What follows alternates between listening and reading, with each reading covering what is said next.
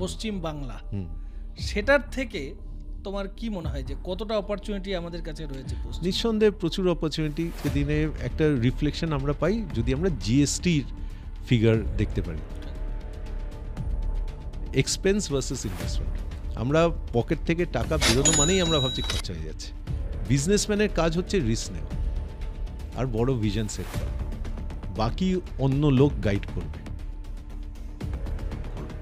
বিজনেসের ক্ষেত্রে তোমার কি মনে হয় ফ্লেক্সিবিলিটি এটা কতটা ইম্পর্টেন্ট? প্রচণ্ড ইম্পর্টেন্ট। মানে একটা কথাই আছে, স্টক মার্কেট মানেই একটা জুয়া খেলা। যে স্টক মার্কেটে যদি আমাকে কামাতে হয় সেটা পোর্টফোলিও লেভেলে কামাতে হবে।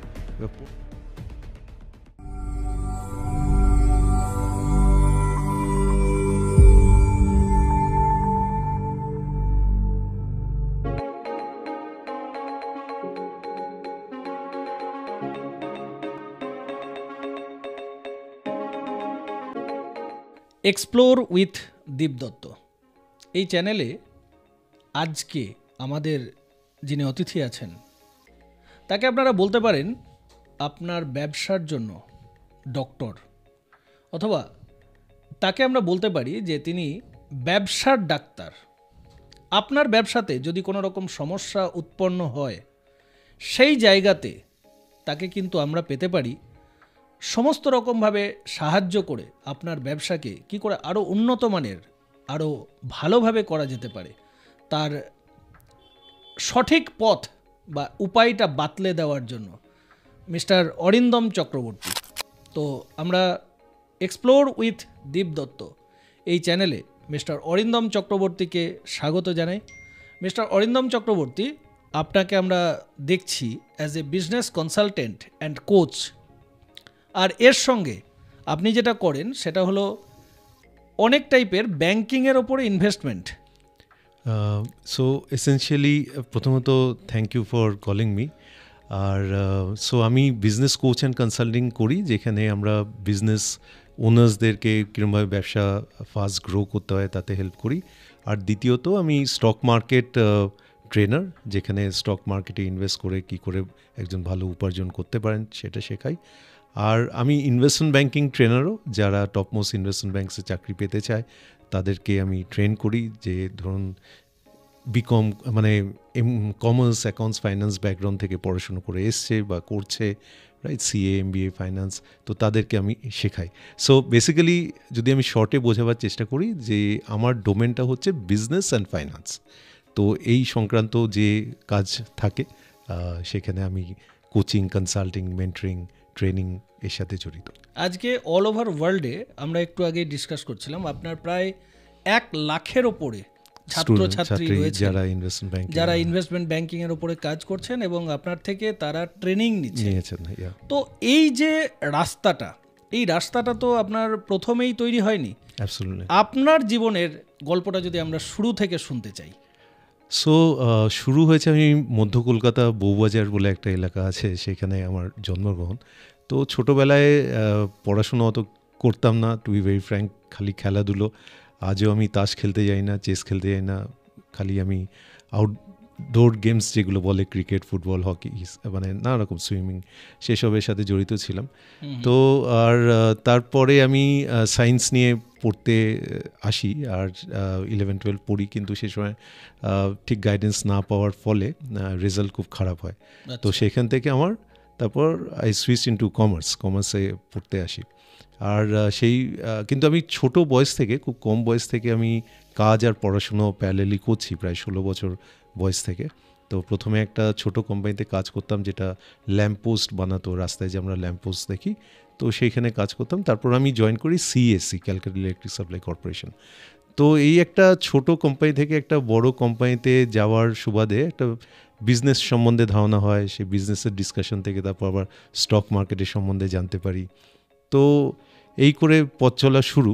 আর এর কনটেক্সটে আরেকটা জিনিস বলি, যে যখন আমি সিএসসিতে কাজ করি, তো এখন যে কোয়েস্ট মল যেখানে হয়েছে, তো সেম জায়গাটা ছিল আমাদের সিএসসি স্টোরস ডিপার্টমেন্ট। তো সেখানে অনেক সাপ্লায়াররা, আমি সেখানে কাজ করতাম আর কি, তো অনেক সাপ্লায়াররা আসতেন সেখানে। তো তো তাদের আমি যখন তাদের সাথে কথা বলতাম আমি বুঝতাম যে তারা ব্যবসা তো শুরু করে দিয়েছেন, কিন্তু কোনোভাবে হয়তো তাদের সেই ক্ল্যারিটি নেই যে এবার করব কি, এটাকে ভালো করে গুছিয়ে স্কেল আপ করবো বা গুছিয়ে করব। তাদের অনেক মানে চ্যালেঞ্জেস তারা ফেস করতেন, সেটা আমি বুঝতাম। তো সেই একটা কোথাও আগ্রহ জন্মায় যে কি সেই জিনিস যে ব্যবসা। আর একটা কথা কন্টিনিউসলি শুনি যে বাঙালিদের দ্বারা ব্যবসা হয় না, তো সেই কথাটা যেটা আমি একদম এগ্রি করি না, রাইট, কিন্তু একটা শোনা কথা। তো সেই একটা মনের মধ্যে ছিল যে কি সেই জিনিস যে আমরা বুঝতে পারছি না, আমরা এত কিছু সায়েন্স টেকনোলজি এত এত জিনিসে আমরা কাজ করছি, তো বিজনেস কেন আমরা বুঝতে পারবো না। তো সেই শেখার একটা তাগিদ জন্মায়। তো তারপর আমি সিএসসিতে থাকাকালীন আমি ISWBM আমাদের ক্যালকাটা ইউনিভার্সিটির যে ইভিনিং ব্যাচে আমি MBAতে জয়েন করি। আর সেখান থেকে আমি MBA নিয়ে পড়াশুনো করি। আর বলবো আমার সেখানেই আমার একটু আমার মাইন্ডসেটটা চেঞ্জ হয়ে যায়, কেননা আমার যেহেতু আমি সন্ধেবেলা পড়ছিলাম, আমার সাথে যারা তখন পড়ছে, যেহেতু আমি ছোটো বয়সে কাজ করছি, তো আমার সেই 3 বছরের যে এক্সপিরিয়েন্স দরকার ছিল যাতে আমি সেইখানে সুযোগ পাই, প্লাস রিটেন এক্সাম সেসব তো ছিল, সেসব ক্লিয়ার করে যখন আমি ঢুকলাম, আমার সাথে যারা পড়ছিলেন তাদের তখন 35-40 বছর বয়স। তো CESC এরকম একটা প্রতিষ্ঠানে আপনি একটা জব পেলেন, রাইট, এটা তো অনেক ভালো একটা জায়গা। সেখান থেকে আবার আপনি পড়াশোনা শুরু করলেন, কোন তাগিদটা আপনি ভেতর থেকে অনুভব করেছিলেন, এটা যদি একটু আমাদের বলেন। না, তো একটা বিজনেস সম্বন্ধে জানার একটা কৌতূহল জন্মায়, আর সেটা সন্ধেবেলায় আমি আমার সবসময় একটা আপস্কিলিং, একটা নেক্সট লেভেল যাওয়ার একটা প্রবণতা সবসময় ছিল। তো সেই সুবাদে আমি সন্ধেবেলা জয়েন করি ওইখানে। আর তো তো চাকরি ছাড়াটা পরের, কিন্তু যেটা আমাকে মোটিভেট করে চাকরি ছাড়ার সেটা হচ্ছে গিয়ে ওই যে বললাম সন্ধেবেলা আমি যখন যাচ্ছি ক্লাসে, তাদের সাথে যাদের সাথে পড়ছি তারা সব বড় বড় মানে ভালো পোস্টে কাজ করছে তখন অলরেডি। তো তারা টিচারকে বলে যে স্যার আমাদের MBAতে একটা জিনিস হয় কেস স্টাডি পড়ানো। তো তারা বলে যে স্যার এসব কেস স্টাডি আপনাদের আনতে হবে না, আমরা যে যার কেউ হয়তো মার্কেটিংয়ে আছে, কেউ অ্যাডভার্টাইজিংয়ে, কেউ ফাইন্যান্সে, আমি সাপ্লাই চেনে কাজ করতাম, নিয়ে আসবো, আমরা এই নিয়ে ডিসকাস করবো। তো সেই যে ডিসকাশনটা হতো সন্ধ্যাবেলা, এটা আমার কাছে একটা খুব এক্সাইটিং জিনিস হয়ে গেছিলো, কেননা নানান প্রান্ত থেকে মানে নানান বিজনেসের অ্যাসপেক্ট নিয়ে আমাদের ডিসকাশন হতো। অ্যান্ড মানে দ্যাট ওয়াজ অসাম। ওটাই আপনার স্টাডি বলা যেতে পারে। হ্যাঁ, মানে সেখানে আমার মানে পুরো আমার 360 ডিগ্রি একটা পার্সপেক্টিভ বিল্ড হয়। আর সেটা তখন আমি একটা সাধারণ ঘর থেকে বিলং করি, মধ্য কলকাতায় বড় হয়েছি, আমার কাছে ওই শ্যামবাজার টু গড়িয়াহাট এটাই মনে হতো দুনিয়া। কিন্তু দুনিয়া যে কত বড়, কতটা অগাধ জায়গায় আমরা কাজ করতে পারি, সেটা আমার সেখান থেকে হয় আর কি, ক্ল্যারিটি বিল্ড হয়। আর সেখানে আমি ভালো রেজাল্ট করি, তো সেই জন্য তখন সেই কনফিডেন্সটাও নিজের মধ্যে আসে যে না, কিছু পার্টস পোটেনশিয়ালিটি আছে। তো সেই জন্য আই টুক দ্যাট কল। আর সেটাও আবার বিবাহিত অবস্থায়, আমি খুব কম বয়সে বিয়ে করি, কেন had an affair of 9 years before that. তো সেই বিয়ে মানে আমি চাকরি ছেড়ে, it was a very big call. CSC চাকরি ছাড়া অতটা সহজ না, কেননা সবাই চিন্তিত লড়ে। হ্যাঁ, লড়ে। তো আমি আই টুক আ কল, কোথাও একটা ভিতর থেকে সেই একটা করার খিদে একটা ছিল হয়তো। তো সেই জন্য আমি তারপর চাকরি ছেড়ে আবার পড়তে যাই। এবার পড়তে যাই হচ্ছে CFA বলে একটা পড়াশোনা হয়, সেটা হায়দ্রাবাদে আমি 2 বছর পড়তে যাই, কেননা ফাইন্যান্সে আমার খুব ইন্টারেস্ট জাগে, আর আমি সেটাকে ভালো করে শিখতে চাই। তো সেই নিয়ে পড়তে যাই, আর তো সেই হায়দ্রাবাদে আমি পৌঁছই। ফাইন্যান্স, এই যে আপনার যেটা নিয়ে আপনি এত কাজ করছেন, এটা একটা অনেক বড় সাবজেক্ট, বিশাল বড় সাবজেক্ট, বিশাল। তো আপনার কি মনে হয় যে ফাইন্যান্স এটা আমাদের প্রত্যেকের বাচ্চাদের, এই বাঙালি বাবা মাদের, আমাদের যারা রয়েছে, যারা আমাদের অডিয়েন্স, যারা আমাদের শ্রোতা, তাদের কোনো জায়গা থেকে তাদের বাবা মাদের বাচ্চাদেরও কি শেখানো উচিত? বাচ্চা বড় সবাইকার ফাইন্যান্স শেখা উচিত। কেন বলছি? কেননা আগে আমাদের ভারতবর্ষ লিবারালাইজ হয়েছে কবে? 1991 সালে। তার আগে পর্যন্ত যা হিসেবপত্র হতো ব্যবসায়িক কনটেক্সটে, সেটা আমরা প্রাইমারি সেটাকে অ্যাকাউন্টিং বলি, মানে যা আগে ঘটেছে সেটা একটা আমরা অ্যাকাউন্টস রাখছি, সেটা অ্যাকাউন্টিং। কিন্তু হোয়াট ইজ ফাইন্যান্স? ফাইন্যান্স যদি আমরা বোঝার চেষ্টা করি, anything that is concern with the future. যে আমি ধরুন একটা ব্যাংকের ম্যানেজার, আমার কাছে কেউ টাকা লোন নিতে এলো, এবার আমাকে ডিসাইড করতে হবে আমি লোকটাকে লোন দেবো কি দেবো না। কেউ টাকা চাইতে এলেই যে আমি টাকা দেবো তা তো না, আমাকে বুঝতে হবে এই লোকটা আমাকে সেই টাকাটা ফেরত দেবে কি না। খালি টাকা ফেরত দিলে হবে না, মানে প্রিন্সিপালটাও ফেরত দেবে, তার সাথে আমার ইন্টারেস্টও দেবে, সে যাতে সেই টাকা দিতে পারে। কিন্তু আমরা ফিউচার তো কেউই দেখতে পাই না, না আমি না আপনি বা কেউই।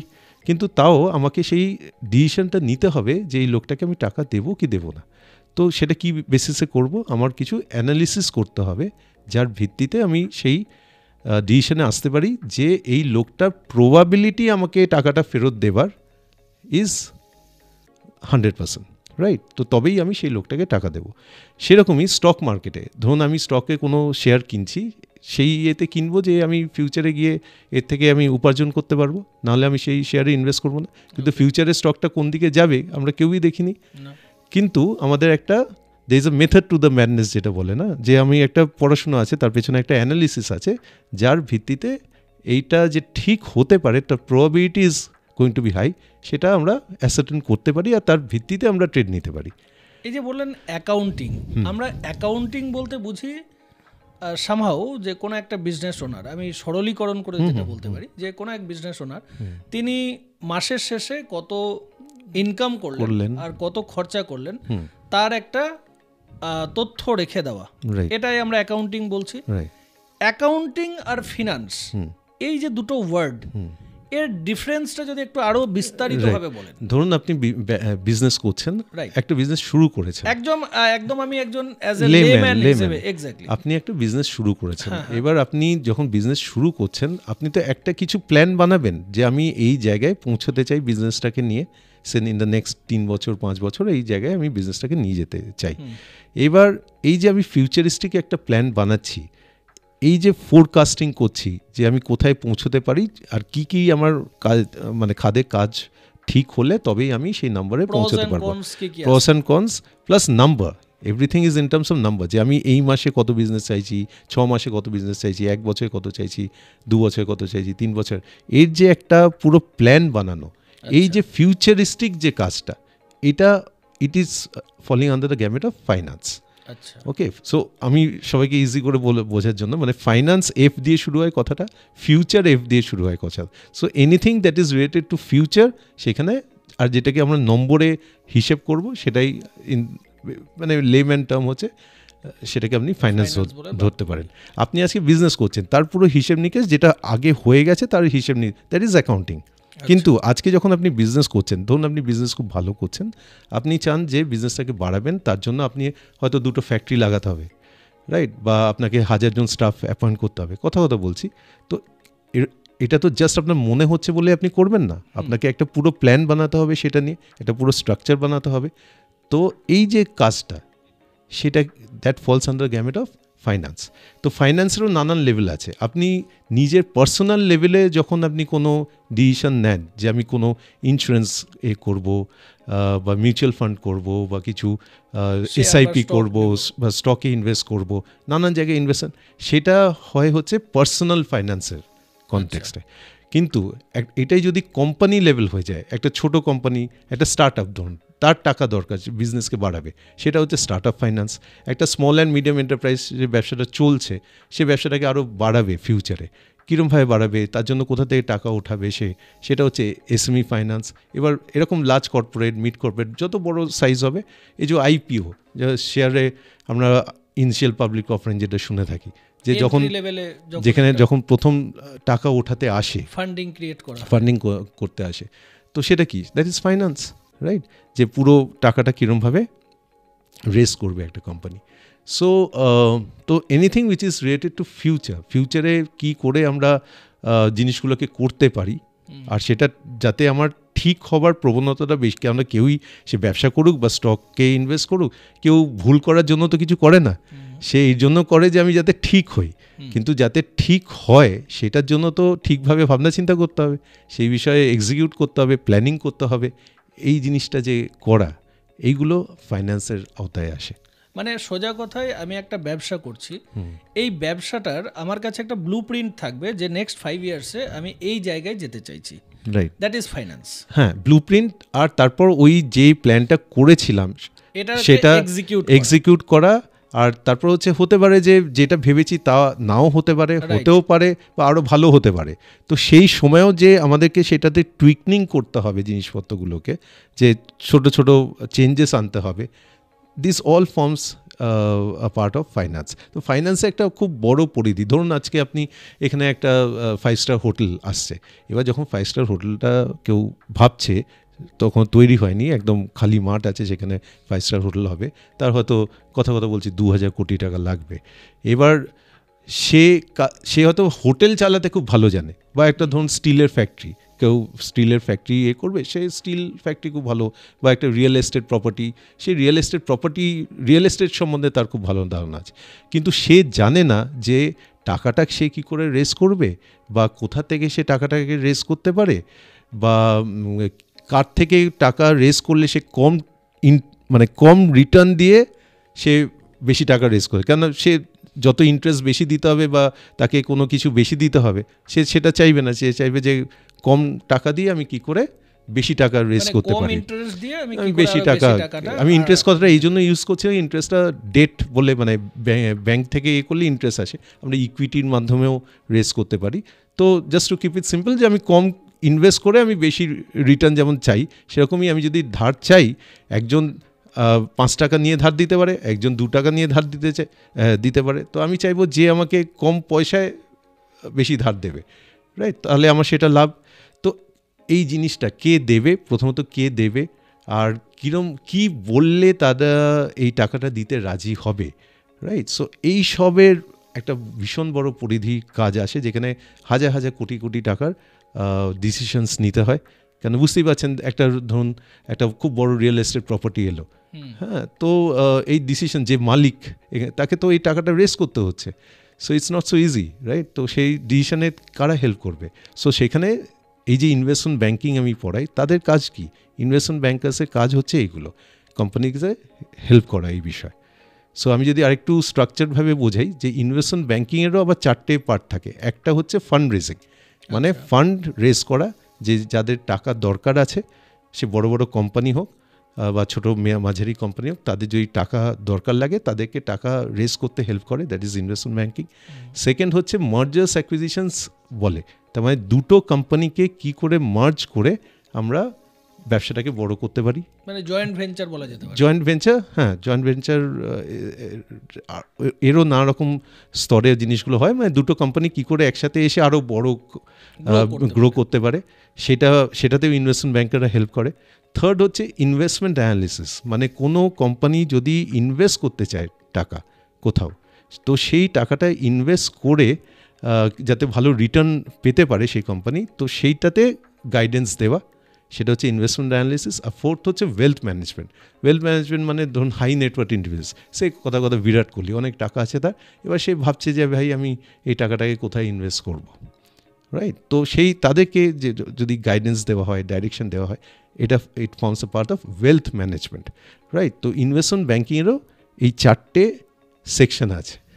সো মানে finance is a very big industry, অনেক এর কাজ আছে, অনেক এলিমেন্টস আছে। তো আসলে ফাইন্যান্স জিনিসটা এখনও ভারতবর্ষে সেই লেভেলে আসেনি, যার পোটেনশিয়ালিটি, আর মানে মজার ব্যাপার হচ্ছে সব জিনিসে ফাইন্যান্স লাগে। আপনি আজকে বিজনেস করছেন, আপনি মার্কেটিংয়ে কত খরচা করবেন, দ্যাটস আ ফাইন্যান্স ডিসিশন, তাই না? মার্কেটিংয়ে আপনি কত অ্যাডে স্পেন্ড করবেন, আজকে ধরুন আপনি একটা টিম বানাবেন আপনার বিজনেসের জন্য, টিমে কত লোক রাখবেন, তাদেরকে কত স্যালারি দেবেন, ইনসেন্টিভ দেবেন, বোনাসেস দেবেন, it all forms a part of finance decision. কেন at the end of the day একটা ইংরেজিতে কথা আছে, if you can't measure it you can't control it. কোনো জিনিস আমি যদি হিসেবে না আনতে পারি, আমি কোনোদিন কন্ট্রোলে আনতে পারবো না। আমি শুধুমাত্র বিজনেস খালি করে যাচ্ছি, কিন্তু at the end of the day সে নম্বরে ঠিক হচ্ছে না, তাহলে সেই বিজনেসটা মান্থলি অ্যাকাউন্টিং আমাকে প্রপারলি রাখতে হবে, সেটা আমাকে ফিনান্স মান্থলি অ্যাকাউন্টিংও রাখতে হবে, আর ফিউচারে কি করব সেটারও আমাদের দেখুন, আমি যেটা, সো বেসিক্যালি আমাদেরকে দুটো লেভেলেই কাজ করতে হবে, যেটা আমি বলি যে মাইক্রোস্কোপিকও হতে হবে, টেলিস্কোপিকও হতে হবে।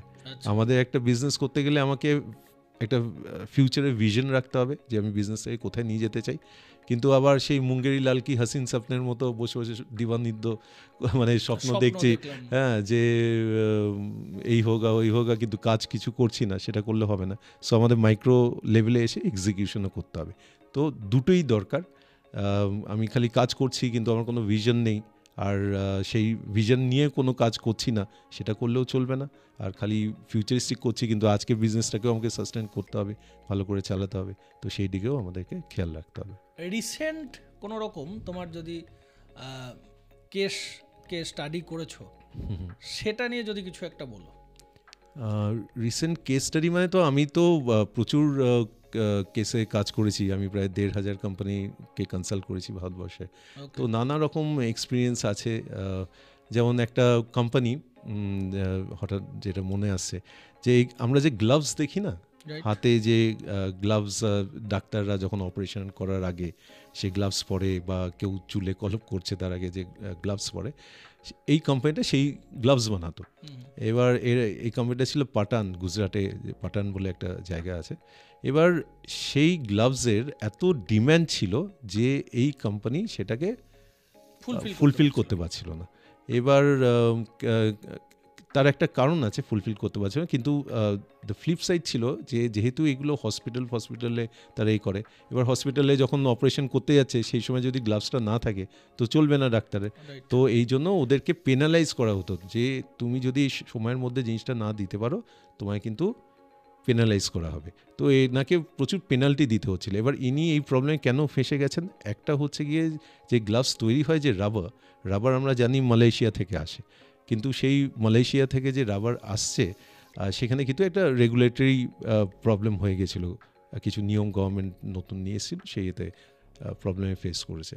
তো সেই জন্য কী হয়েছে যে তারা এটাকে রাবারটাকে মানে কোথা থেকে আনবে সে বুঝতে পারছিল না, আর পুরো একটা প্রবলেম তারা ফেঁসে গেছিলো। তো সেইখানে আমরা কনসাল্টিং করি, তাদেরকে হেল্প করি। সাপ্লাই প্লাস হচ্ছে গিয়ে যে ওদের যে যতখানি ইউনিটটা ছিল সেই ইউনিটটা এনাফ ছিল না, সেই প্রোডাকশন লেভেল যেটা ডিম্যান্ড যতটা ছিল সেটাকে বিল্ড করার জন্য। তো তাদের পুরো জিনিসটাকে কনসাল্টিং করা, যে বিজনেসটাকে কী করে সে যাতে স্মুথলি করতে পারে, অন্য কোথা থেকে সে সোর্সিং করতে পারে, তার পুরো যে প্ল্যানিং করা, স্ট্রাকচারিং করা, এই পুরো জিনিসটা আমরা করেছি। তারপর এটা যেমন একটা ম্যানুফ্যাকচারিং সেট আপে, এরকম রিয়েল এস্টেট বিজনেস, যে একটা বিজনেস রিয়েল এস্টেট প্রপার্টি নিয়ে আসছে, তাদেরকে কি করে একটা মানে যেখানে রেসিডেন্সিয়ালও থাকবে, কমার্শিয়াল প্রপার্টিও থাকবে, সেই একটা প্রপার্টিকে কি করে আমরা একটা রিয়েল এস্টেট এত কোটি টাকার প্রজেক্ট, যে কেউ যেখানে সেখানে শুরু করে দিলে তো হবে না, তার আগে প্রচুর মার্কেট অ্যানালিসিস করতে হয়, রিসার্চ করতে হয়, নাহলে সেই পোটেনশিয়ালিটি মানে যে এটা নিয়ে আসছে সাইটটা, সেটার বিক্রি হবে কিনা তার একটা টেনশন থেকে যায়। তো সেই জিনিসটা কি করে অ্যানালিসিস করতে হবে সে নিয়ে পুরো রিসার্চ করা, সেরকম অ্যাক্টিভিটি। যেমন আমরা টেক্সটাইলে প্রচুর কাজ করেছি, টেক্সটাইলের নানান পার্ট হয়, ginning, weaving, spinning, geo textile, এরকম নানান রকমের কাজ হয়। তো সেই সব নানা রকম প্রজেক্টসে আমাদেরকে তাদেরকে অ্যাডভাইস করতে হয়, ডাইরেক্ট করতে হয়। সোলার পাওয়ারের প্রচুর প্রজেক্ট, যেখানে সোলার আজকে খুব বড় ইম্পর্ট্যান্টে এসে গেছে ইন্ডাস্ট্রিতে। সোলার ম্যানুফ্যাকচারিং, সোলারের যে এইগুলো হয়, বাল্বসগুলো হয়, সেই ম্যানুফ্যাকচারিং। সো নানান প্রজেক্ট, আমি প্রায় 150টা ইন্ডাস্ট্রি আর সাব ইন্ডাস্ট্রির এতে কাজ করেছি। আর সো অনেক নানা রকম এক্সপোজার। আমার মাথায় একটা কোশ্চেন আছে, যেটা হচ্ছে যে আমরা অনেক সময় ভাবি, আমরা লিজেন্ড রতন টাটাজি, ওনার একটা কথা আমরা জানি যে আগে কাজে নেমে পড়ো, হাফ কাজ করে ফেলো, তারপরে এক্সাক্ট কোডটা আমি বলতে পারছি না, বাট ব্যাপারটা এরকম যে এটা এক্সাক্ট কোডটা হচ্ছে গিয়ে যে উনি বলেন যে first you take the step and then make it right, এরকম। তো এই যে আমরা এতক্ষণ ধরে শুনছি যে একটা আমাদের প্ল্যানিং দরকার, প্রোগ্রামিং দরকার, তো সবটা কি প্ল্যান মাফিক হয়? আর না, যদি না obviously হয় তখন আমরা তোমাদের যে হেল্প সেটা কিভাবে কাজ করে? রাইট। সো প্ল্যান, আমি বলছি না যে সব প্ল্যান মতো হবে, সেই জন্য আমি কি বললাম যে প্ল্যানটা হলো কিছুক্ষণ আগে যেটা বললাম যে আমাদেরকে টুইকনিং করতে হয় কন্টিনিউয়াসলি, হালকা ফুলকা আমাদেরকে কিন্তু চেঞ্জ করতে হয়। কিন্তু আমাদের একটা গন্তব্যস্থল তো থাকবে যে আমি কি করতে চাইছি, কোথায় পয়েন্ট এ থেকে পয়েন্ট বিতে যে যাব, বিটা কোথায় আমি পৌঁছতে চাই, that has to be very clear, right? এবার কীরমভাবে যাব তার নানান রাস্তা হতে পারে, কিন্তু একটা কোথাও আমরা বিকে মাথায় রেখে চলবো। এবার এই চলা যে রাস্তায় তো অনেক রকমের বাধা, আমরা যে কোনো বিজনেস নানান বাধার সম্মুখীন হয়, আর সেই বাধা থেকে কি করে তারা বেরোতে পারে। দেখুন, মানে যে হয়, যে বিজনেস ওনার হয়, সে তো একটা ইন্ডিভিজুয়াল, তার নলেজ রেস্ট্রিক্টেড হয়। সে কতটা সে হয়তো জেনারেলি আমরা দেখি যারা টেকনিক্যাল সাইড দিয়ে খুব ভালো, সে একটা বিজনেস শুরু করে, যে কেউ হয়তো মিষ্টি খুব ভালো জানে, সে মিষ্টির দোকান বানাচ্ছে, কেউ হেয়ার মেকআপ এসব খুব ভালো জানে, সে স্যালন শুরু করছে, কেউ স্টিল নিয়ে খুব ভালো জানে, সে স্টিলের কোম্পানি বানাচ্ছে। কিন্তু টেকনিক্যাল নলেজ হওয়া মানেই যে তার বিজনেস নলেজ আছে তা কিন্তু না। একটা বিজনেস করতে গেলে আপনার 7টা ফাংশন আছে, যেমন একটা গান করতে গেলে 7টা সুর থাকে, সেরকম একটা বিজনেস করতে গেলে যে কোনো বিজনেস 7টা ফাংশন থাকে। সেগুলো কি কি? Marketing, sales, human resource, systems বা অপারেশনস, তারপর হচ্ছে আপনার রিসার্চ অ্যান্ড ডেভেলপমেন্ট, ম্যানেজমেন্ট, আর হচ্ছে ফাইন্যান্স। এই 7টা আপনার যাই বিজনেস হোক না কেন, আপনাকে মার্কেটিং করতে হবে, আপনাকে সেলস করতে হবে, আপনাকে টিম ম্যানেজ করতে হবে, আপনাকে টাকা পয়সার হিসেব রাখতে হবে, ফাইন্যান্স, আপনাকে রিসার্চ অ্যান্ড ডেভেলপমেন্ট মানে নতুন নতুন কিছু ইনোভেশন করতে হবে, রাইট? আপনাকে ম্যানেজমেন্ট ঠিক করে করতে হবে, স্ট্র্যাটেজি ঠিক করে বানাতে হবে, রাইট? আপনাকে অপারেশনস বা ডেলিভারি, যে প্রোডাক্টটা আপনি দিচ্ছেন, প্রোডাক্ট সার্ভিস, সেটা সুন্দরভাবে ডেলিভার যাতে হয়, যাতে কাস্টমার হ্যাপি হয়। তো যে কোনো ব্যবসা এই 7টা ফাংশন হয়। এবার প্রবলেম কি হয়, যারা বিজনেস ওনার তারা একটা জায়গায় ফোকাস করে, তো অন্য কাজগুলো হয় না। আর এটা হচ্ছে গিয়ে like the spokes of a wheel, মানে একটা চাকার যে ওই রডগুলো দেখি, যদি একটা রডে ভেঙে যায় তো চাকা চলবে না। তো সেই জিনিস বিজনেসের ক্ষেত্রে হয় যে প্রত্যেকটা জিনিসকে কি করে আমরা একটা ব্যালেন্স নিয়ে প্রত্যেকটা জিনিসই যাতে কাজ হয়। আর কেন বিজনেস বাড়াতে গেলে এই 7টা ফাংশনে কাজ করা কিন্তু খুব জরুরি। আর সেটাই আমি সবাইকে শেখাই, বোঝাই যে কি করে সেই জিনিসগুলো করা। এবার হচ্ছে যে আর প্রত্যেকটা জিনিসের ডেপথে যেতে হবে, কেন আমাদের যত ডেপথে সব জিনিসপত্র ঠিক হবে, তত ইনপুটে কাজ হবে, তো আউটপুটের তার রেজাল্ট আসবে, তাই না? আমার ইনপুটে যদি ভুল কাজ হয় তো ভুল রেজাল্ট হবে, যেটাই বলে garbage in leads to garbage out. আমার যদি ভুল ইনপুট হয়, তো আমি একটা টিম মেম্বার, আমি যদি ভুল টিম মেম্বারকে রাখি, সে কাজ করছে না, তো তার রেজাল্ট খারাপ হবে। কিন্তু আমি যদি ভুল টিম মেম্বার নিয়েছি, সেটাই তো তার দোষটা কার, রাইট? এবার তার মানে তাকে আমাকে ঠিক লোককে নিযুক্ত করতে হবে। এবার নিযুক্ত করার জন্য আমাকে কি দেখতে হবে, সেটার জন্য আমাকে কীরকমভাবে ইন্টারভিউ নিতে হবে, রাইট? তাহলে সব কিছু বেসিক্সের উপর জিনিসগুলো দাঁড়িয়ে আছে। এই জিনিসগুলোকে ঠিক করে যদি আমরা করি, বেসিক্সের প্রত্যেকটা স্টেপকে যদি ঠিক করি, তার রেজাল্ট ঠিক হবে। আচ্ছা, আমাদের অনেক নতুন নতুন স্টার্টআপস ফ্রেন্ডসরা আছে, যারা আমাদের এই যে চ্যানেলটি রয়েছে এক্সপ্লোর উইথ দীপদত্ত, এই চ্যানেলে তারা প্রতিনিয়ত শোনে, দেখে। এরকম কোনো কেস স্টাডি তোমার কাছে রয়েছে যেটা স্টার্টআপদের ক্ষেত্রে হয়েছিল এবং সেটাকে শর্ট আউট হয়েছে? রাইট। সো আমার একটা কোম্পানি আছে এইড মিঙ্গল বলে, ব্যাঙ্গালোর বেস। সেই কোম্পানিটা learning LMS, learning management solutions platform, তাদেরকে আমি হেল্প করি টাকা রেজ করতে। স্টার্টআপ মানে জেনারেলি একটা সবাইকে একটা চিন্তা ভাবনা থাকে যে টাকা রেজ করতে হবে, কিন্তু টাকা রেজ করার ব্যাপারটা পরে আসে। প্রথম হচ্ছে গিয়ে আমার বিজনেসটা কতটা ভায়াবল, সেইটা আমাদেরকে বুঝতে হবে, তার পেছনে কতটা থট প্রসেস গেছে। কেন কেউ টাকা দেবার আগে সে হাজার একটা প্রশ্ন করবে। ওরা যে ফাইন্যান্স যে টাকা দিতে চাইবে, সে তো নানান জিনিস দেখতে চাইবে।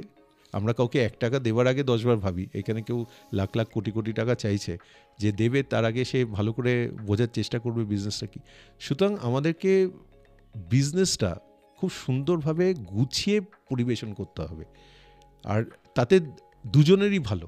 যে টাকা দেবে তার জন্য ভালো, যাতে তার টাকার লস না হয়, আর যে বিজনেস করছে তারও তো সময়, এনার্জি, টাইম, কেউ তো মানে লস করার জন্য করছে না। সো তাকেও এই ভাবনা চিন্তা প্ল্যানিংয়ে খুব সুন্দরভাবে এই করতে না, হবে। এই যে তুমি যেটা কেস স্টাডি বলছিলে বেসিক্যালি ওইটা সম্পর্কে একটু বলো, যে যেটা ওদেরকে টাকা তোলার ক্ষেত্রে তুমি কি ভাবে হেল্প করলে? সো তার পুরো বিজনেস প্ল্যান, একটা হচ্ছে যে তার যে সিইও ছিল, তার সিইওকে আমি পুরো তার বিজনেস স্ট্রাকচারিংয়ে হেল্প করলাম, কেন সে যখন বিজনেসের জন্য মানে টাকা রেজের জন্য এলো, তার পেছনে সে অনেক কিছু বছর কাজ করছে, রাইট? তারপর কিন্তু সেই জিনিসগুলো ঠিক করে অনেক জিনিস ঠিকঠাকভাবে হচ্ছিল না, সেই জিনিসগুলোকে প্রথমে আমি ফাইন টিউন করলাম, যে ভাই এই জিনিসগুলো এই জায়গায় তোমার ঠিক হচ্ছে না, বা এই জায়গাগুলো তোমাকে আরও স্মুথন করতে হবে, কারণ এই জায়গায় ইনভেস্টমেন্টসের জন্য যারা ইনভেস্ট করবে তারা কিন্তু প্রশ্ন করবে তোমাকে, কেন they are very sharp and smart, এত বছর ধরে তারা করছে জিনিসটা। তো সেই জায়গাগুলোকে আমি ফাইন টিউন করলাম, পুরো জিনিসটাকে স্ট্রাকচার আউট করলাম, তাদের প্ল্যান ডেভেলপ করতে হেল্প করলাম, তারা পিচ বুক বা পিচ রিপোর্ট যেটা বলে সেটাকে তাদেরকে তৈরি করতে হেল্প করলাম, রাইট? এর পেছনে যে ফাইন্যান্সিয়ালস যে পুরো ক্যালকুলেশনটা আছে সেটা করতে হেল্প করলাম। আর তারপর সে গিয়ে তখন ইনভেস্টমেন্টসের জন্য যখন পৌঁছয়, তো হি ওয়াজ রেডি, রাইট? একটা রেডিনেস থাকে না, যে খালি একটা বিজনেস করলে হবে না, একটা টার্ম হয় যেটা বলে ফান্ডেবল বিজনেস। আমার টাকা লাগুক কি না লাগুক, আমার বিজনেস এমন হতে হবে যে যে কেউ টাকা দেওয়ার জন্য যেন রাজি থাকে, এটাকে বলে ফান্ডেবল বিজনেস।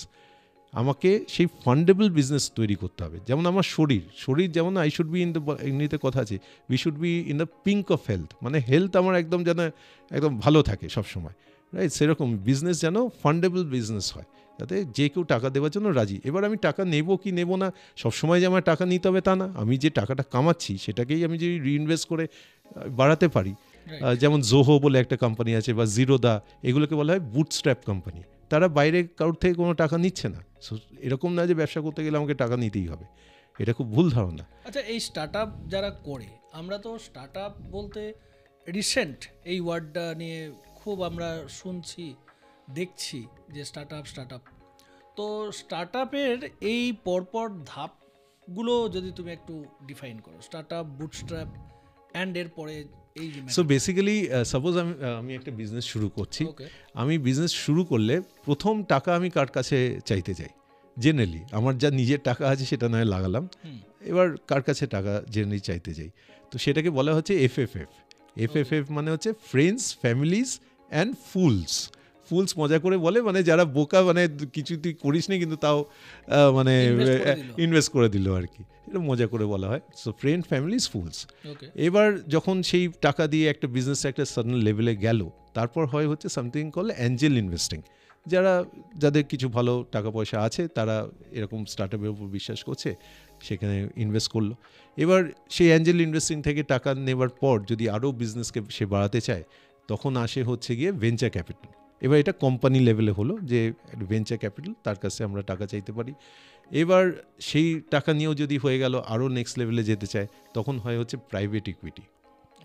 এটা হচ্ছে আরও বড় কোম্পানি যারা টাকা দেয়। এবার প্রাইভেট ইকুইটির পরেও যদি আমার টাকা দরকার লাগে, এটা আমি ইকুইটি সাইডে বলছি, আমি একটু বোঝাচ্ছি ইকুইটি আর ডেটের মধ্যে পার্থক্য কী। ইকুইটি সাইডে তারপর যদি আমার আরও টাকা লাগে, তখন আমরা পাবলিকের কাছে টাকা চাইতে যাই। যেমন আপনারা যদি গুরু সিনেমা দেখে থাকেন, গুরু সিনেমাতে কি দেখাচ্ছে, যে এরকম টাকা চাইতে গেছে পাবলিকের কাছে। তো প্রথমবার যখন সে টাকা চাইতে যায়, সেটাকে বলা হয় আইপিও অর্থাৎ ইনিশিয়াল পাবলিক অফারিং। প্রথমবার পাবলিকের কাছে সে টাকা চাইতে গেল। আর এর মানে এই না যে একবারই সে টাকা চাইতে পারে পাবলিকের কাছে, তারপরেও সে টাকা চাইতে পারে, সেটাকে বলা হয় FPO, follow on public offer. এটা হচ্ছে ইকুইটি মানে যে এখানে আপনি যদি একটা শেয়ারও কেউ কেনে কোনো কোম্পানির, তার একটা মালিকানা আছে, ঠিক আছে? তো মালিক মানে কি, আমার রিস্কও আছে, কালকে যদি সেই কোম্পানি ভালো না করে, তো আমি তার ওই কোম্পানির মালিককে গিয়ে বলতে পারবো না, ভাই তোমার কোম্পানিতে আমি টাকা লাগিয়েছিলাম, তুমি আমাকে টাকা ফেরত দাও, কারণ 1% মালিক আমিও। হ্যাঁ, রাইট। কিন্তু ডেট মানে কি, ডেট হচ্ছে আমরা ব্যাংক থেকে টাকা নিই। এবার ব্যাংক থেকে টাকা নেবার প্রবলেমটা একটাই যে যদি আমি স্টার্ট আপ, সেইখানে ব্যাংক, যদিও এখন অনেক ব্যাংক নানা রকম স্কিমস বার করেছে, জেনারেল কনসেপ্টে যদি আমরা বোঝার চেষ্টা করি, যে ব্যাংক যে টাকা দেয় সেটাকে বলে ডেট। এবার ব্যাংকে কি, ব্যাংকে সে যদি আপনি মিনিমাম 3 বছর কারোর যদি একটা ব্যবসা না থাকে, এটাকে বলে ভিনটেজ পিরিয়ড। আমার যদি 3 বছর কেউ যদি ব্যবসা না দেখাতে পারে, তো সেই ব্যাংক সেই কোম্পানিতে ইনভেস্ট করতে ইন্টারেস্টেড না, কেননা সে বুঝবে কী করে যে কোম্পানিটা কেমনভাবে একজন চালিয়েছে। আর ব্যাংকের প্রবলেম হচ্ছে যে আমি যদি ব্যাংক থেকে টাকা নিই, আমাকে আমার ব্যবসা চলুক কি না চলুক, আমার ইন্টারেস্ট দিতে হবে, প্রিন্সিপাল ফেরত দিতে হবে। কিন্তু সুবিধা কি, যে যেটা দিতে হবে সেটা ফিক্সড, রাইট। কিন্তু ইকুইটিতে তো আমাকে অনেক টাকা চলে যাচ্ছে। আমার যদি ব্যবসা খুব ভালো হয়, তাহলে তো আমার অনেক টাকা আমি অন্য লোককে দিয়ে দিচ্ছি, রাইট? তো দুটোরই প্লাসেস আছে, মাইনাস আছে। এটাকে বলা হয় ক্যাপিটাল স্ট্রাকচারিং। এই ক্যাপিটালকে আমরা যে টাকা নেব সেটাকে কীরকমভাবে স্ট্রাকচার করবো, এইগুলো ফাইন্যান্সের পার্ট। ওকে, এখানে এইসব ডিসিশনসগুলো কীরকমভাবে নেওয়া হবে, this false under the gamut of finance. তো এই হচ্ছে ব্যাপার। আচ্ছা, তো আমরা অনেকক্ষণ এই ব্যাপারটা দেখলাম। এবার আমি আপনার পার্সোনাল লাইফের সম্পর্কে জানবো, যেটা bank of Baroda. Bank of বরোদাতে আপনার একটা বেশ ভালো রোল ছিল। সেই মুহূর্তে আপনি অল ওভার ইন্ডিয়ার 3 জনের মধ্যে একজন ছিলেন যিনি ব্যাংক অফ বরোদাকে একটা জায়গাতে পৌঁছতে সাহায্য করেছেন বলে আপনি বলছিলেন। সেটার সম্পর্কে যদি একটু আমাদের ডিটেলে বলেন। রাইট। সো বেসিক্যালি ওই সুযোগটা পাওয়ার আগে একটু গল্প বলি, যেটা একটু আমার মনে হয় জানা উচিত। সেটা হচ্ছে, যখন আমি সিএসসিতে কাজ করি, বললাম যে একটা ছোট কোম্পানি থেকে একটা বড় কোম্পানিতে কাজ করতে যাই, তো সেই এতে একটা প্রশ্ন, আর প্লাস সাপ্লায়ার্সদের সাথে দেখা হচ্ছে, তারা ব্যবসা ঠিক করে করতে পারছে না, সেই ডিসকাশন হচ্ছে। তো আমার মনের মধ্যে একটা প্রশ্ন জাগে যে সাপোজ যে সিএসসি যে টপ ম্যানেজমেন্ট, যে মালিক, সে পুরো এত বড় বিজনেসকে চালাচ্ছে কী করে, রাইট? তো আমি সেই কনটেক্সটে নিজে একটা মডেল বানানো শুরু করলাম, যে আমি যদি তার সিইও হতাম, সিএসসি সিইও হতাম, আমি কি করে ম্যানেজ করতাম। এবার তার সাথে সেই সময়ে একটা কোইন্সিডেন্টলি আমি একটা টেক্সটাইল ইউনিটে গেছিলাম, যেখানে স্পিন্ডলস তৈরি হয়, স্পিন্ডল মানে সুতো। তো সেই সুতোর যে সেটা কীরকম ছিল, যে সুতো যেটা তৈরি হচ্ছে তার উপরে একটা লাইট, প্রত্যেকটা সুতো স্পিন্ডলসের উপরে একটা লাইট জ্বালানো থাকতো। তো কোথাও যদি স্পিন্ডল খারাপ হয়ে গেছে, সেখানে লাইট জ্বলতো। তো সেখান থেকে আমার একটা মনে হয় যে আমি যদি এমন একটা মডেল বানাই, যে আমি যদি বুঝতে পারি যে আমার ডিপার্টমেন্টে, কোন ডিপার্টমেন্টে কি মানে ভুল হলে সেখানে লাইট জ্বলবে। সে মার্কেটিং ডিপার্টমেন্ট কিছু ঠিক হচ্ছে না, লাইট জ্বলবে। আর দ্বিতীয় হচ্ছে, মার্কেটিং ডিপার্টমেন্টের মধ্যেও যে অনেক রকম কিছু কাজ থাকে, কোন কাজটা ঠিক হচ্ছে না সেটাতে লাইট জ্বলবে। তাহলে কি হবে, আমার পক্ষে ইজি হয়ে যাবে কোথায় প্রবলেম হচ্ছে। তো এই কাজটা আমি শুরু করি, আর এই কাজটা শুরু করে অনেকটা পথ এগোই। তো যখন আমাকে ব্যাংক অফ বরোদার কাজের জন্য ইন্টারভিউ নিতে আসেন মিস্টার এস মুন্ডা, উনি পরে ডেপুটি গভর্নর হন Reserve Bank of India, Raghuram রাজনকে উনি রিপোর্ট করতেন। তো ওনাকে আমি এটা শেয়ার করি, আর ওনার খুব ভালো লাগে জিনিসটা। তো সেই জন্য আমাকে উনি সেই সুযোগ দেন যে আমি ব্যাংক অফ বরোদা সিএমডি সেক্রেটারিয়েটে কাজ করার সুযোগ পাই। সিএমডি মানে চেয়ারম্যান অ্যান্ড ম্যানেজিং ডাইরেক্টর, তখন প্রায় 70,000 এমপ্লয়িজ ব্যাংকে কাজ করতেন। তো আমার সিএমডির সাথে কাজ করার সুযোগ আসে। তো বেসিক্যালি ব্যাংকের তখন একটা ট্রান্সফরমেশন ফেজে ছিল, যে ব্যাংকটাকে আমরা ব্যবসাটাকে বাড়াতে হবে নেক্সট 3 বছরে। সিএমডি সেক্রেটারিয়েটে কাজ করছিলেন। সো বেসিক্যালি ব্যাংকে তখন পুরো ট্রান্সফরমেশন হচ্ছিল, যে ব্যাংক একটা বিজনেস একটা লেভেলে ছিল, সেখান থেকে 3 বছর আরেকটা লেভেলে নিয়ে যেতে চান। আর সেটার জন্য যা করতে হবে। তো 3 জন সিলেক্ট হয় এই ওনাকে অ্যাসিস্ট করার জন্য। তো সেই কাজে আমি জড়িত হই আর কি। তো সেটা মানে কিছু লাখ ক্রোর্সের ব্যাপার ছিল। তো সেখান থেকে আমার প্রথম বিজনেস ট্রান্সফরমেশন, বা একটা বিজনেসকে কি করে বাড়ানো যেতে পারে, সেটার আমার কাজ শুরু হয় আর কি লাইফে।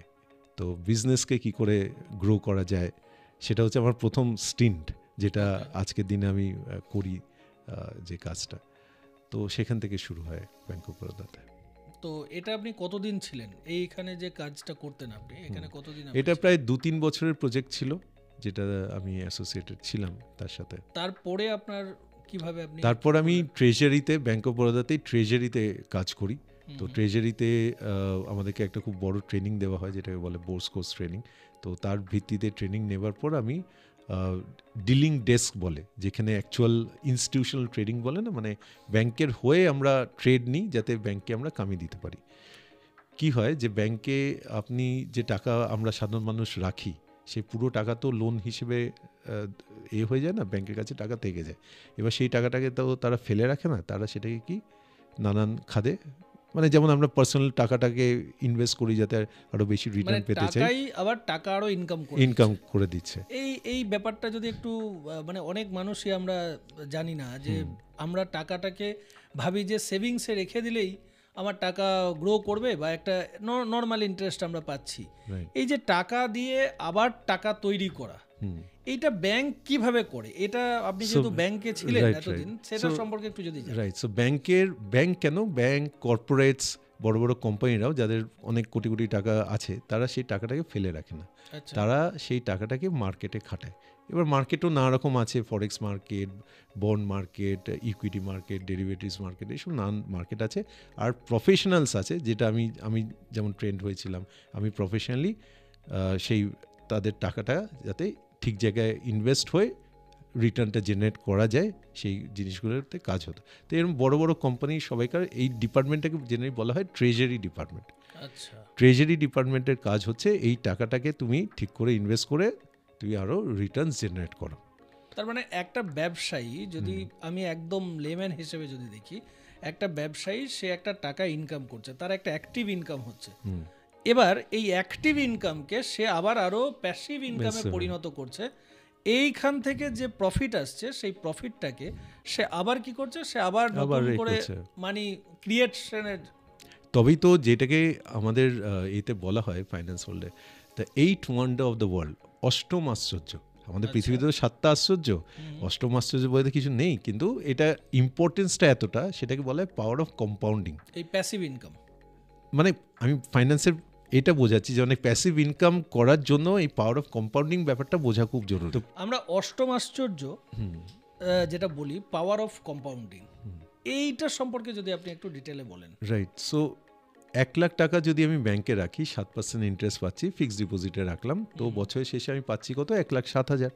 আবার পরের বছর যদি এই 1,07,000 ব্যাংকে রাখলাম, 7% ইন্টারেস্ট পাচ্ছি, তার মানে সেই 1 লাখের উপর 7% ইন্টারেস্ট পাচ্ছি, প্লাস যে 7,000 টাকা এক্সট্রা কামিয়েছিলাম তার উপরেও 7% ইন্টারেস্ট পাচ্ছি।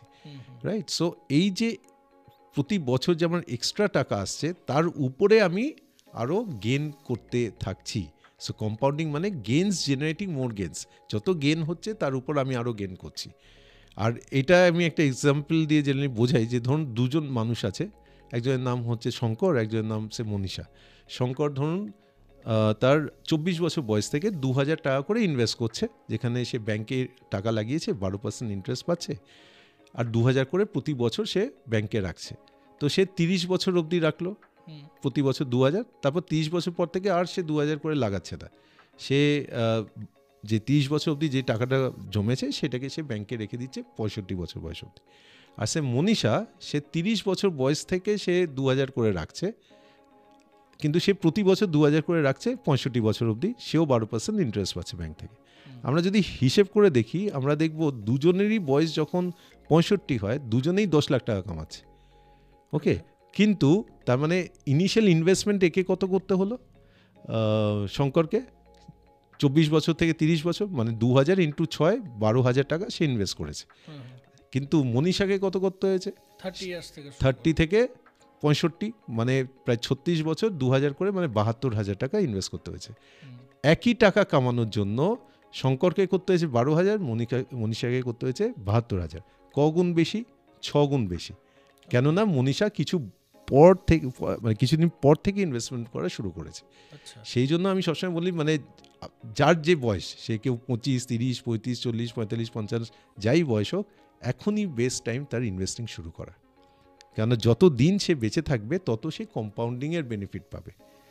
আজকে যদি আমরা ওয়ারেন বাফেট, যিনি সবথেকে বড় পৃথিবীর ইনভেস্টর, তার যদি লাইফ দেখি, তিনি খুব কম বয়স থেকে ইনভেস্টমেন্ট শুরু করেছেন, কিন্তু তার যে রিয়েল যে কার্ভটা, সেটা শুরু হয়েছে কিন্তু লাস্ট শেষ 30 বছরে, কেন কম্পাউন্ডিংয়ে যত টাকা হচ্ছে তার উপর সে আরও কম্পাউন্ড করতে থাকছে না। মানে একটা টাইম পর সে ফ্রি তো মানে ইজ এ রিলেটিভ টার্ম, কে কিরমভাবে ফ্রি হতে চায়। সো হ্যাঁ, ফাইন্যান্সিয়ালি তো অবভিয়াসলি ফ্রিডম যেটা বলা হচ্ছে হ্যাঁ, সেটা কিন্তু কিছু মানুষ তো সে চায় যে আরও কাজের মধ্যে সে ইনভলভ থাকুক, রাইট। কেউ কেউ চায় যে আমি 40-এ রিটায়ার করে কিছু করব না, সেরকম লোকও আছে। আর কিছু লোক যেমন শাহরুখ খান বলে যে আমি যেদিন মারা যাব সেদিন পর্যন্ত আমি পর্যন্ত কাজ করব। তো এটা এক একজনের কাছে তার ফ্রিডমের ডেফিনেশন কি সেটা ঠিক দৃষ্টিকোণ দিয়ে যদি দেখি, তোমার কি মনে হয় ভারতবর্ষে কতটা অপরচুনিটি রয়েছে?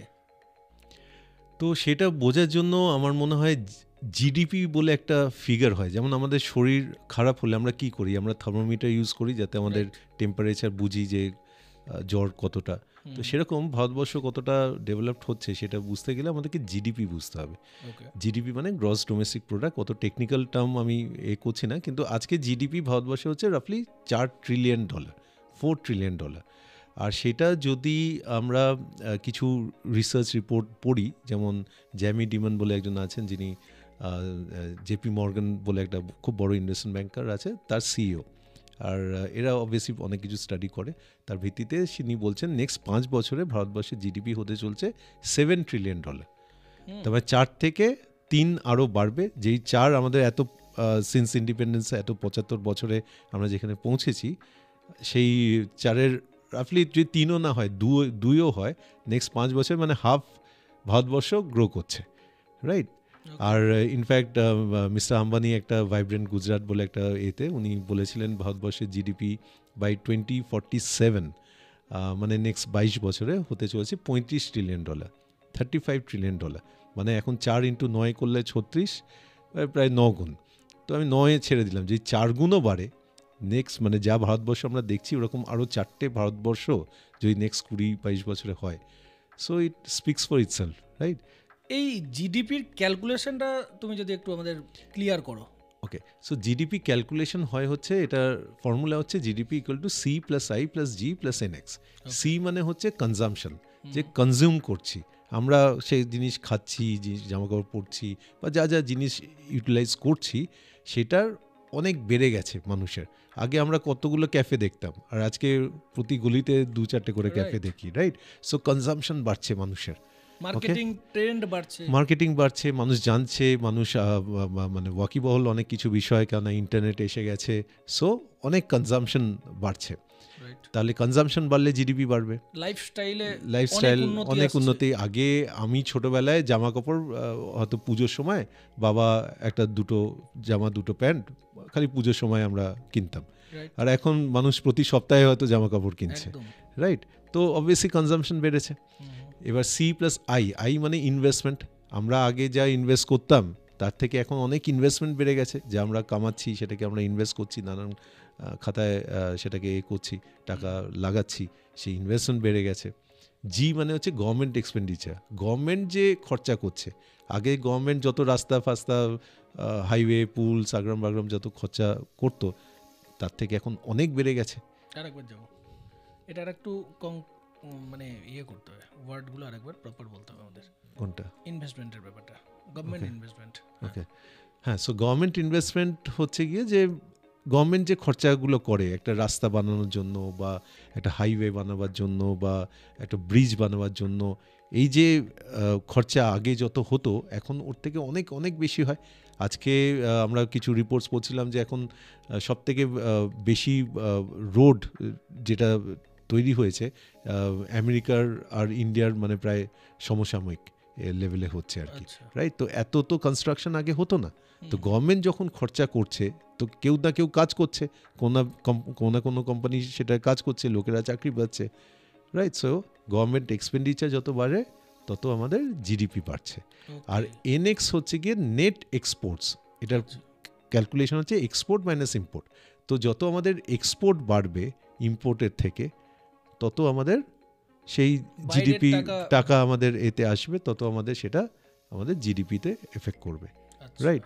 সো এই জিনিসগুলো ঘটনা তো এমনি হাওয়ায় হচ্ছে না, নিশ্চয়ই কোনো কোম্পানি কাজ করছে, বিজনেসেস বাড়ছে, সেখানে যারা চাকরি করছে তারা কাজ পাচ্ছে, সেটা হচ্ছে বলেই এটাকে ইকোনমিক্সের টার্মে বলে সার্কুলার ফ্লো অফ মানি। যত টাকা রোল হবে তত দেশের উন্নতি হবে, রাইট? তো circular flow of same income আমরা বলা হয় একটু আগে যেটা দেখছিলাম যে টাকা আরো কাজ করছে। টাকা, হ্যাঁ।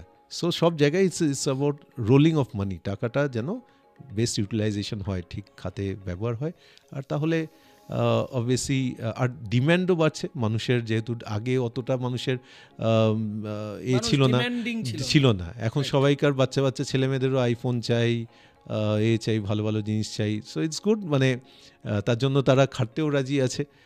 আগে অত অ্যাসপিরেশন কম এটা ছিল। তো আমরা ভারতবর্ষের ক্ষেত্রে দেখছি। হুম তো আমরা যদি দেখি বাংলা, আমাদের পশ্চিম বাংলা, হুম সেটার থেকে তোমার কি মনে হয় যে কতটা অপরচুনিটি আমাদের কাছে রয়েছে? নিঃসন্দেহে প্রচুর অপরচুনিটি। আজকে যদি আমি কিছু ফ্যাক্টস ফিগার্স দিয়ে বোঝার চেষ্টা করি, একটা দেশে কত ব্যবসা হচ্ছে আজকের দিনে একটা রিফ্লেকশন আমরা পাই যদি আমরা জিএসটির ফিগার দেখতে পারি। আচ্ছা, হ্যাঁ, কেন যে কোম্পানি ব্যবসা করছে তাকে তো জিএসটি ফাইল করতে হচ্ছে। তো জিএসটি ফাইলিংয়ে আমরা দেখছি যে রাফলি মহারাষ্ট্রে 25,000 কোটি টাকার মতো জিএসটি ফাইলিং হচ্ছে। আমি একটা, মানে এটা কোনো, আমি বলবো না অথেন্টিকেটেড সোর্স কিনা, কিন্তু রাফলি আমি যা বুঝেছি 5,000 ক্রোস হচ্ছে পশ্চিমবঙ্গে। আর যদি আমরা তেলেঙ্গানা দেখছিলাম মনে হয় সেখানে মোটামুটি 5-6 হাজার কোটি টাকা। তো এরকম না যে পশ্চিমবঙ্গ খুব একটু পেছনে আছে। হ্যাঁ, অবভিয়াসলি আমরা মহারাষ্ট্রের সাথে এখন বিজনেস কনটেক্সটের তুলনা হয়তো নাও করতে পারি, কিন্তু কেন আগে কি হতো, যা আসতো প্রথমে মহারাষ্ট্রে আসতো, আর সেই মহারাষ্ট্র থেকে পশ্চিমবঙ্গ পৌঁছতে 20 বছর কেটে যেত। কিন্তু এখন সেই জিনিসটা নেই। এখন ইন্টারনেট আসার ফলে এই গ্যাপটা কমে গেছে, আচ্ছা, রাইট? সো কমে গেছে বলে এখন এখানকার ছেলেমেয়েরাও সেই জায়গাগুলো বুঝতে পারছে, কাজ বুঝতে পারছে, করতে chances are there. Chances obviously is there, right? Chances is definitely there. আমাদের খালি শেখার একটা প্রবণতা বাড়াতে হবে। আমরা বাঙালিরা পড়াশুনো, আমাদের তো ছোটোবেলা থেকে পড়াশুনোর একটা প্রেশার থাকেই, তো সেটাতে আমাদের নলেজ হয়। কিন্তু আমাদের যেই জায়গাতে ফোকাসটা বিল্ড করতে হবে সেটা হচ্ছে স্কিল, দক্ষতা। আমাদের প্রবলেম হচ্ছে যে আমরা দক্ষতায় ফোকাস করি না, আমরা জ্ঞানে ফোকাস করি। তো জ্ঞানও যেমন দরকার, সেই জ্ঞানটাকে ইউটিলাইজ করাটা জানাটাও খুব দরকার। আমি বলবো আমার লাইফে সেটাই সবথেকে বেশি কাজে এসেছে। যে আমি ছোটোবেলায় যে অত যে পড়াশুনো করতাম তা না, কিন্তু যেটা করতাম সেটা কাজে কীরকমভাবে লাগাতে হয় সেই জিনিসটাই আমার সবসময় ফর হোয়াট এভার রিজন আমার সেই ফোকাসটা ছিল। তো সেইটা আমার কাজে লেগে গেছে। আর সেটাই আমি পরে গিয়েও দেখেছি, সেটাই হচ্ছে গিয়ে সবথেকে, সবাই সেটাই চাইছে। একটা সিম্পল এক্সাম্পল, আমি যদি বাড়িতে কোনো কাজের জন্য কাউকে রাখি, কিছু হাজার টাকা আমি মাইনে দেবো, এবার সে যদি আমাকে এসে নানা রকম জ্ঞান দেয়, আমার সেটা দরকার নাকি সে একটু রান্না করে আমাকে ডাল তরকারি তৈরি করে খাওয়ালো, আমি বুঝলাম যে হ্যাঁ এ কতটা ভালো পারে, কিছু আমার সাজেস্ট করার থাকলে আমি বললাম, নাহলে সে ভালো করলো তো ভালো করলো, আমার ব্যাস আমার সেটাই দরকার। আমি সে আমার ফাইন্যান্স ইন্ডাস্ট্রিতে লোকেরা কি করছে, এসে রেজিউমে দিচ্ছে যে আমি এই এই এই আমার ডিগ্রি পাস করেছি। এবার তাকে বলছি যে ভাই তুমি ফাইন্যান্সিয়াল মডেল বানিয়েছো কি? না। রিপোর্ট বানিয়েছো, ইকুইটি রিসার্চ রিপোর্ট? না। এই ব্যথাটা আমি যে বোম্বেতে যখন আমি ছিলাম, আমি এটা 10-12 বছর আগের কথা বলছি, যেখানে আমি কাউকে 20 লাখ টাকা স্যালারি দিতে পারছি, আমার বাজেটে আছে, এটা তো কোম্পানি থেকে বাজেটে হয়, সেটা দিতে পারছি, আমি লোক পাচ্ছি না। সেই জন্য আমি জানি না তুমি জানো কি না, আমি একটা বই লিখেছি, ইটস দ্য অ্যামাজন বেস্টসেলার বুক, যেটা টাইটেল হচ্ছে স্টে রেলিভেন্ট। আমাদেরকে রেলিভেন্ট থাকতে হবে আজকের দিনে, না হলে কিন্তু হবে না। কেননা আমাদের দক্ষতা বাড়াতে হবে যাতে আমরা সেই স্কিলটাকে ব্যবহার করে সেটার ইউটিলাইজেশন করতে পারি। মানে আমরা বলতে পারি কাজ আছে, কাজ প্রচুর আছে। আমি সেই আমি যখন এরকম একটা ছেলে মেয়ে যে MBA CA CFA এসব পড়ে এসছে, আমি প্রচুর আছে বোম্বেতে, তো ইটস আ ফাইন্যান্সিয়াল ক্যাপিটাল, প্রচুর শিক্ষিত ছেলে। কিন্তু যখন আমি তাকে এসে বলছি যে সাপোজ আমি টাটা মোটরসে একটা এতে যদি আমি কোনো স্টুডেন্টকে বা যে চাকরি জন্য আপনার করেছে, আমি তাকে একটা প্রশ্ন করতাম যে সাপোজ একটা কথা যে টাটা মোটরস তার 3,000 কোটি টাকা লাগবে একটা ফ্যাক্টরি লাগাবে, এবার তুমি গিয়ে কি প্রশ্ন করবে? কোনো আন্ডারস্ট্যান্ডিং নেই। সে খুব সুন্দরভাবে অঙ্ক দিলে অঙ্ক সব করে দিচ্ছে, কিন্তু একটা যে ফ্লো অফ থট থাকে, পুরো জিনিসটাকে একটা সুন্দরভাবে যে বোঝা, সেটাকে ইমপ্লিমেন্ট করা, তো এতে দুটো জিনিস, একটা হচ্ছে কি যে একটা বড় ক্যানভাসে জিনিসকে দেখা, সেটাও খুব দরকার। আবার অ্যাট দ্য সেম টাইম আমার যে মানে আপডেটেড টুলস টেকনিক্সগুলো যে আসছে সেগুলোকে যাতে আমরা ইউজ করি, সেটা করে যাতে আমাদেরকে আরও স্মার্টার হতে হয়। তা আমাকে হার্ডওয়ার্ক তো করতে হবে, কিন্তু তার সাথে যেন স্মার্ট ওয়ার্কটাও আমরা করতে জানি, এই টুলস এইগুলো জানার খুব প্রয়োজন। আর এখানে একটা প্র্যাকটিক্যাল চ্যালেঞ্জ হয়তো কিছু ফ্যামিলির ছেলেমেয়েরা করে, কারণ এই টুলসের পেছনে খরচা আছে, তারা এই খরচাটা করে উঠতে পারে না। কারণ আজকে টুলস কেউ বলে দিল যে তুমি শেখো, কিন্তু তার পেছনে তো একটা খরচা আছে, এটা অনেক সাধারণ মানুষ পারে না। তো সেইখানে আমাদের কিছু ইনস্টিটিউট তৈরি করা উচিত যারা এই টুলসগুলোকে শেখাবে, রাইট? তারা সাবস্ক্রাইব করে একটা লেভেল পর্যন্ত। আর এবার যারা যখন প্রথম কাজ খুঁজছে, তারা যেন টাকার প্রতি অতটা ইনিশিয়ালি মাথা না ঘামায়। কারণ সে যদি প্রথমে বেশি আমার কত ইনকাম হবে, সেই কাজ শেখা ছাড়া ইনকামের দিকে যদি ফোকাস বেশি হয়, তাহলে সে কখনো ভালো কাজের দিকে কিন্তু এগোতে পারবে না। প্রথমে কাজটা শিখে নাও, তাতে যদি ফ্রিতে কাজ করতে হয় ফ্রিতে করো, কিন্তু করে কাজটা ভালো করে শিখে নাও, তারপর তুমি সারা জীবন তার বেনিফিট রিপ করতে পারবে। এইটা আমার মনে হয় যে এই ছোট ছোট জায়গায় যদি আমরা একটু মানে এই দুটো শব্দ, এক্সপেন্স ভার্সেস ইনভেস্টমেন্ট, যেহেতু আমি ওয়েস্টার্ন ইন্ডিয়াতেও থেকেছি, ইস্টার্ন ইন্ডিয়াতেও থাকি, আর মানে বড় হয়েছি আর এখনও থাকছি, যে দুটো ওয়ার্ডের মধ্যে আমার মনে হয় আমরা তো মানে ইস্টার্ন ইন্ডিয়াতে আমরা ক্রিয়েটিভিটি, পড়াশুনো, কালচার, আজকে তো এক একটা পুজো মণ্ডপ এত সুন্দর দেখতে হয়, রাইট? তো অসাধারণ সব জিনিসপত্র হচ্ছে। খালি এই দুটো ওয়ার্ডের মধ্যে আমার মনে হয় একটু আমাদের কাজ করা উচিত, এক্সপেন্স ভার্সেস ইনভেস্টমেন্ট। আমরা পকেট থেকে টাকা বেরোনো মানেই আমরা ভাবছি খরচা হয়ে যাচ্ছে। এই মানসিকতা থেকে আমাদের করতে হবে, আমাদের বুঝতে হবে যে আমরা কোথাও টাকা লাগাচ্ছি মানে সেটা একটা ইনভেস্টমেন্ট হচ্ছে, সেখান থেকে আমরা নেক্সট লেভেল যাব। এবার আমি 10টা জিনিসে ইনভেস্ট করলাম, 3-4টে হয়তো বাজে হলো, কিন্তু 6টায় যেটা ভালো হলো সেটা কিন্তু আমাকে অনেক দূর নিয়ে যাবে, রাইট? আজকে স্টক মার্কেটেও যে আমি যখন কোনো স্টকে, এটা ধরে নাও আমরা আরেকটা জায়গাতেও দেখি যে অনেক সময় বিজনেসম্যানদের মনোভাব থাকে যে আমি যাই ব্যবসা করব সেটাই সাফল্যের সাথে চলবে, রাইট? তারা যখন কোনো জায়গাতে ডাউনফল হয়ে যায়, বিজনেসের যখন ডাউনফল হয়ে যায়, সেই জায়গাতে দাঁড়িয়ে সে কিন্তু আর ওইটা মেনে নিতে পারে না। তো প্রথম এটাকে তুমি কিভাবে? আজকে আমি ভারতবর্ষের প্রায় 3 লাখ কোটি টাকার রিস্ট্রাকচারিং করেছি। রিস্ট্রাকচারিংয়ের অর্থ কি? যে বিজনেস ফল করে গেছে, রাইট, সেই বিজনেসকে আমাদেরকে ওঠাতে হবে, যেটাকে বলে বিজনেস অ্যান্ড ফাইন্যান্সিয়াল রিস্ট্রাকচারিং। আমি কোম্পানির নাম বলছি না ফর কনফিডেন্সিয়াল রিজন, কিন্তু আর এই যে তার মানে আমি দেখেছি বড় বড় কোম্পানি ফল করতে, বড় কোম্পানি, এরকম কোনো ভাবার কারণ নেই যে খালি ছোট কোম্পানি ফেল করে, রাইট? সো আর যদি আমি বিশ্লেষণ করি যে এই কেন ফেল করেছে, তার 60-70% রিজন হয় যে, যা আমার দেখা হচ্ছে ক্যাশ ফ্লো ম্যানেজমেন্ট। তারা টাকা পয়সাকে ম্যানেজ করে উঠতে পারছে না, রাইট?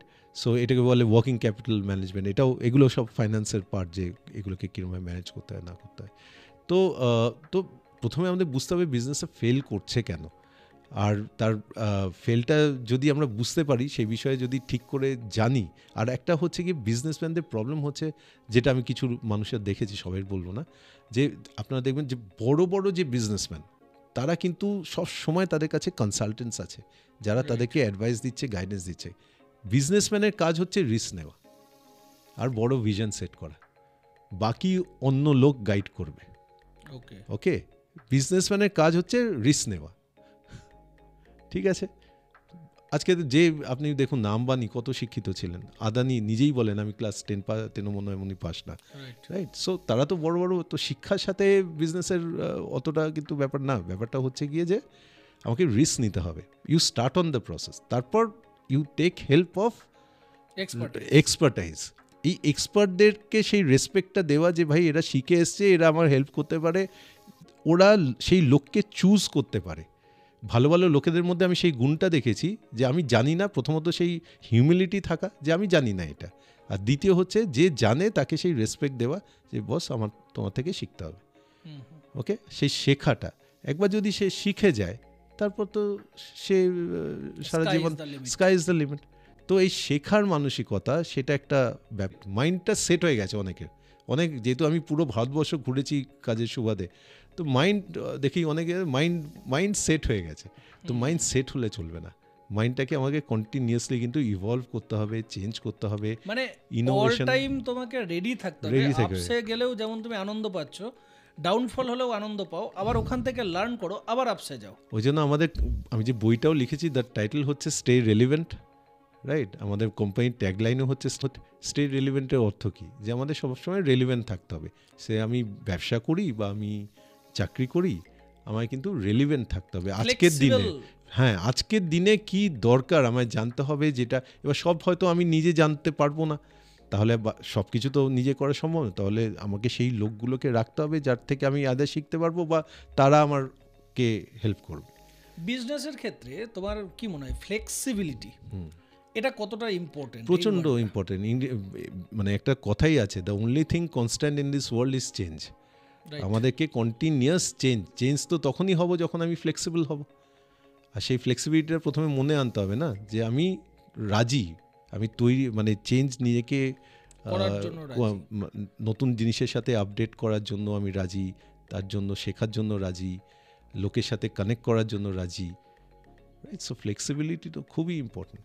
আচ্ছা, স্টক মার্কেট এটা অনেকের কাছে খুব রিস্ক একটা ফ্যাক্টর বলে মনে হয়। অনেকের কাছে মনে হয় যে স্টক মার্কেট মানেই একটা জুয়া খেলা। এইটা সম্পর্কে যদি তুমি একটু ক্লিয়ার করো আমাদেরকে, যে তুমি কিভাবে ভাবো, কিভাবে দেখো, কীরকমভাবে আমাদের রিস্ক নেওয়া উচিত বা নয়, এটা একটু ডিটেলিং যদি বলো আমাদের। রাইট। সো স্টক মার্কেটের ক্ষেত্রে আমি অনেককে দেখেছি, তারা ভাবে যে আমি একটা স্টক কিনলাম, সেটাতে লস হলো মানে আমার টাকাটা চলে গেল। তো আমার প্রশ্ন সেখানে থাকে যে আমাদের মতো যারা ট্রেন্ড প্রফেশনাল ট্রেডার, আমরা যদি কোম্পানির জন্য যখন ট্রেড নিতাম, আমরা যদি কোম্পানিকে কামিয়ে না দিতে পারি, তো কোম্পানি তো আমাদের রাখবে না চাকরিতে, তাই না? তো কিছু তো আমরা ঠিক করি যার জন্য আমরা কামিয়ে দিতে পারি কোম্পানিকে। তো সেটা কি আমরা বুঝি, যেটা সাধারণ মানুষ হয়তো অতটা বোঝে না, সেটা হচ্ছে যে স্টক মার্কেটে যদি আমাকে কামাতে হয়, সেটা পোর্টফোলিও লেভেলে কামাতে হবে।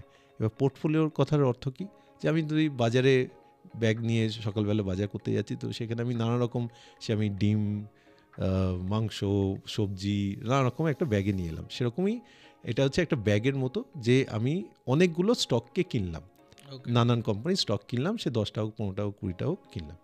তো আমাকে হিসেব সবসময় পোর্টফোলিও লেভেলে রাখতে হবে। সেটা কেন বলছি, যে অবভিয়াসলি আমাকে শিখতে হবে, বুঝতে হবে, তার ভিত্তিতে আমাকে ঠিক নলেজ তো সবসময় দরকার। কিন্তু আমি যেটা বললাম শুরুতেই, যে finance is all over the future আমরা কেউই দেখিনি। আমরা মানে ঠিক যে হব 100% টাইম সেটাও হবে না, কিন্তু আমাদের বেশিরভাগ সময় যদি ঠিক হই, যে ধরো তুমি একটা ব্যবসা করতে গেলে তুমি 1 টাকা লাগাচ্ছ, তো মিনিমাম 3 টাকা চাইবে কি চাইবে না? অবশ্যই। যতক্ষণ আমার লাইফে 1 টাকা লাগিয়ে 3 টাকা আমি কামাতে পারছি, আমি কামাবো। সে 10,000 লাগিয়ে 30,000 হোক, আর 10 কোটি লাগিয়ে 30 কোটি হোক, বা 100 কোটি লাগিয়ে 300 কোটি হোক, আমি ততক্ষণ আমি ভালো করতে পারি। তো সিমিলারলি আমি যখন স্টক মার্কেটেও ইনভেস্ট করছি, সে আমি 10টা স্টকে ইনভেস্ট করলাম, সেখানে আমার রিস্ক রিওয়ার্ড বলে, সে আমি যদি 1 টাকা লাগিয়ে 3 টাকা, মানে 3:1 আমার রিস্ক রিওয়ার্ড রেশিও। তো সেই ক্ষেত্রে যদি আমি 7টাতে ঠিক হলাম, সে 70%-এ আমি ঠিক হলাম, আর 3টেতে স্টক মার্কেটের জিনিস আছে স্টপ লস, মানে আমি কতটা অবধি লস ঝেলতে পারি সেটা আমি একটা লিমিট করতে পারি। সেটা একটা ব্যবসা করতে গেলে কিন্তু সেটা পারি না করতে, রাইট? কিন্তু ওইখানে আমি কত ম্যাক্সিমাম লস আমি ঝেলতে রাজি আছি, সেটাকে আমি লাগাতে পারি, সেটাকে বলে স্টপ লস। এবার স্টপ লস সেই 7টা কোম্পানিতে আমি 3 টাকা করে কামালাম, রাইট?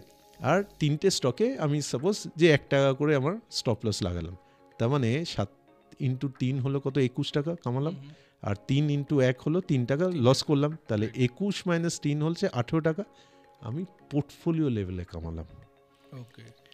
আমি তো ধরেই চলছি আমার কিছু স্টকে লস হবে, সাপোজ 40%-এ আমার স্টপ লস লেগে গেল, তার মানে 4 × 1 4 টাকা গেল, কিন্তু 6 × 3 18 কামালাম, 18 - 4 14 টাকা কামালাম।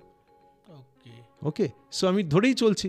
এবার যখন আমি পড়বো, শিখবো, জানবো, বুঝবো, এত কিছু করছি কেন? যাতে আমি ঠিক হই বেশি সময়, তো যত আমার প্রবাবিলিটি অফ কারেক্ট যত হবে, রাইট, তত আমি প্রফিটেবিলিটির দিকে যাব। এই হচ্ছে সিম্পল হিসাব। এইটা যদি আমরা ঠিক করে বুঝে যাই, অবভিয়াসলি এর পেছনে অনেক শেখার বিষয়বস্তু থাকে, কিন্তু এইটা বুঝে গেলে then our stock journey is going to be very smooth. কেউ নেই পৃথিবীতে, আজকে ওয়ারেন বাফেটের মতো লোকেরাও তারা অনেক স্টকে ভুল ইনভেস্ট করেছে, রাইট? তো that is part of the game. আজকে ব্যবসা করতে গেলেও আমরা ভুল করি।